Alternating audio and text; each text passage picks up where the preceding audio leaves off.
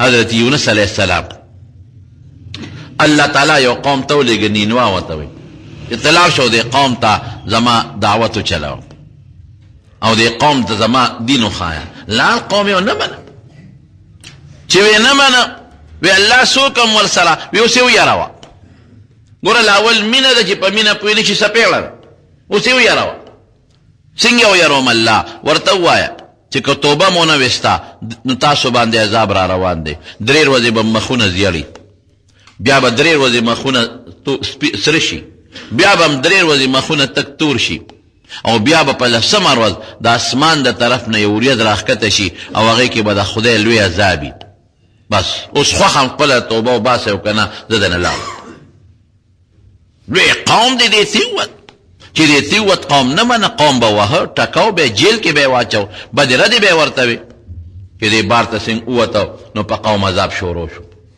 چې د عذاب آثار څنګه په قوم شروع شو، قوم خو پې شو. هلی وی لاړ شي یونس علیه السلام ولټوی، ده پسې وګرځېدل خدای پیدا نه کړو. ده خو خپل فرض پوره کړل، د قوم نه ووت د کلي نه، د الله په حکم ووت. دا نه چې د الله د حکم د بغیر پیغمبر کار کولی شي، بس ووت د قوم. چې وت عذاب آثار کله شروع شو لا راغلی نو بس دی ټول یاره وی یو کار کو راځئ هغه یونس خو نشته خو هسې هلاکېږو تباه کېږو. معلومیږي دا چې برحق پیغمبر او چې کومه پیشنګویي کړې دا رښتونې ده. دا ګوره د عذاب اثرات شروع شو. راځئ چې هغه کومه عقیده مونږ ته ښولې چې هغه خپله کړو. ادینې که نه خدای خو شته که نه. بس فورا ټول قوم خدای مسلمان که. یو لک کم و بیش قوم، یو لک کم و بیش قوم، دا خدای ټول مسلمانان په یک جبه مسلمانان شو. یا به پیغمبر وو به ټکاو به پیغمبر ته به تکلیف ورکاو، یا په یو جبه مسلمانان شو او اسلام نه پسې څه چلو کو راووتل او خدای ته چغې شروع کړې. ماشومان هم راوویستل، ماشومان هم چغې وایي، او ښځې راوویستې، ښځو هم چغې جوړې کړلې، او دونه هوښیارانو چې څاروي بار راوویستل. نو څاروو نه بچي اخوا کړل. چې کم څاروي ګډې چیلی نه بچي اخوا کړي نو بچي په خپلو څارو پسې چغې وایي او څاري په بچو پسې چغې وایي. نو چغې یو شان شور شو، بس چغې وښیه خدای ته، او د څارو دا شور به هم پکې وي. چغې جوړې کړې الله ته چې خدایه بس یونس علیه السلام چې مونږ ته کم دین ښولی دی مونږ قبول کوو. هغه وایي چې خدای یو دی، بس الله ته یو منو بلکل. او هغه پسې وګرځېدي خوشترې نه خدای توبه هم قبوله که. الله هغه راغلی عذاب پورته کړ. قرآن شریف کې الله فرمایي راغلی عذاب خدای پورته کړ. اوس یونس علیه السلام خو 10مه ورځ باندې پتمه او پیغمبر په امت بیا ډېر خفه کېږي. تاسو ته پته نشته، ډېر زیات خفه کېږي. خو پتمه چې 10مه ورځ ده او په 10مه ورځ به عذاب راځي. 10مه تېره شوه، 11مه 12مه یو شپونکې د دې د علاقې د طرف نه را روان. تپوس یې ته وکړه کوم ځای نه رالې؟ وی نینوا نه رالم. وی خلک یې څنګه دی؟ وی ټیک ټاک.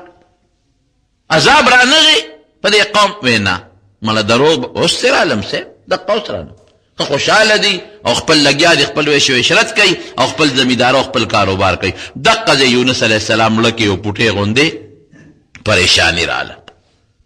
په دې نه چې خدای عذاب دی ولې را نه وسته، نه خدای نظام دی. په دې باندې پریشانه شو. د قوم یو عادت و چې دروغ به ورته چاوې وجبې. دا د هر چا یو خپل قانون اوس هم په دې پیرنګیانو انګریزانو کې بعضې قانون وي چې مونږ کې نشته سخت قانوني. نو دا یو قانون چې دروغ به نه وي. اوس خو د قوم ته هم نشمتې کولی نه وایي به چې ښه مونږ ته دروغ وایي چې عذاب راځي. عذاب خو رانغې او خدایه ولې رانغې؟ ما ته خو تا وحی لېږلې وه. اوس خبر نه شو چې عذاب راتلل د هغې په توبه ختم شوي. د غیب علم خو خدای سره دی. غیب علم ورسره وي نو بیا به ورته پته وه چې زما د قوم نه په توبه عذاب ختم شوی دی، راشه دې قوم ته لاړ شه. خو یو الله د هغې عالم دی، الله سره د علم دی. بس روان شو د قوم نه، روان شو. یو کشتۍ ولاړه ده، هغې توخت په دریاب کشتۍ دي. چې کشتۍ څنګ د دریاب یو پوټې غوندې دلته کې یونس علیه السلام لږ غوندې الله سره مشوره کړې وې نو ښه به کړې. الله سره یې مشوره ونه کړه، ګناه نه ده کړې. ګورې چې څوک وایي چې یونس علیه السلام ګناه وکړه، ګناه خو دې ته وایي چې خدای ورته یو کار یاد کړي چې دا وکړه نه کوي، یا وی مکه و وی کې هغې ته ګناه وي. نو خدای خو منې کړې نه ده چې کشتۍ ته مه ځه. خدای خو نه دې منې کړی چې له دې کلي نه مو ځه. نو ګناه نه ده، خو یاره پیغمبر ډېر لوی شان دی. معمولي غوندې پیغمبر داسې لږ غوندې اړقي نو الله پرې ډېر زیات خفه کېږي. لږ غوندې معمولي غوندې مونږ د خدای څونه خلاف کوو دلته څومره خلاف کوو خدای راته صبر کوي آدم علیه السلام بوټي له ګوتې یوړې پاڼې راواغېسته او خولې ته یې واچوله کوپر خو یې نه دی کړی او ګناه هم نه ده کړې خدای پاک په خپله قرآن شریف کې فرمایي فنسیه ولم نجد له عزما وی چې شیطان ورته قسم وخوړه نو زما هغه خبره ته یېره شوه الله وی قرآن شریف کې نو چې د بنده نه خبره یېره شي نو خدای خو په یېره نیول نه کوي لیکن آدم علیه السلام یې په بیا هم راونیوه لوی سړی دی لوی سړي نه غلطي وشي نو هغې باندې سخت ګرف کېږي نو یونس علیه السلام دلته پاکار دا وه چې الله سره مشوره کړې وه چې الله تا خو ما ته ویلي و چې عذاب به رالیږم عذاب خو رانغې اوس به زما څه کېږي زه خو هغوی ته دروغجن ثابتېږم ممکن د الله ورته سلار خولې وه چې ورشه هغه مسلمانان شوي دي عذاب مې پرې رالیږلی خو مسلمانان شو نو د الله د مشورې نه بغیر کښتۍ ته وختل دونه کار وشو کښتۍ کې د دریاب دې منځ ته شوه ودرېده نه ځي نه یو خوا ځي نه بل خوا ځي او صاحب چپو ګیره کړه او سمندر دریاب دی چپو ګیره کړه یو طرف نم چپیری بل طرف نم چپیری نو هغه زمانه کې یو قانون یو دستور وو رواجی پاره زمانه کې رواج دا چې د مریان به خلکو ساتل نو چې کم مری به د مولانا تختیدلی و د خپل مالک نه نو ابه چې کښتۍ ته وخته نو کښتۍ باندې به دا چل راته نو بیا به دا چلو که چې امرایې به پیدا کو ابه دریاب ته وغورځو نو کښتۍ به سمه شو کښتۍ مانګي چغه کړې وی مونږ کې یو امرایې دی امرایې د مالک نه بې اجازت را تښتېدلی دی ځان وښایه امرایې کم دی هغه یو به دریاب ته وغورځو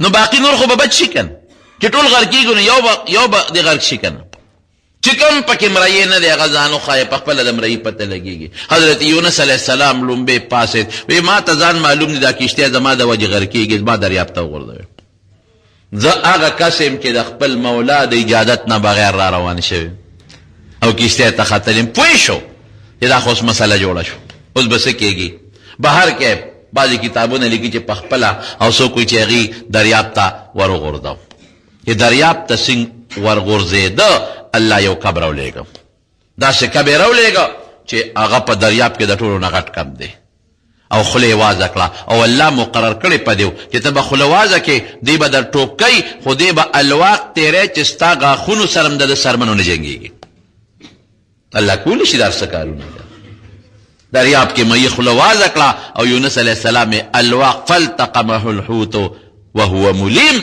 قرآن شریف کې الله فرمایي څه فرضي قصه نه ده کب الواق تیر کړ او دې دا کب ته چې تیرو دغه وخت کې ملامته دی په سوچ او فکر کې پروت دی چې خدایا نور به را سره سکې ما نه غلطي شوې ده واقعي چې تا سره ما مشوره ونه کړه او الله ستا د اجازت نه بغیر روان شو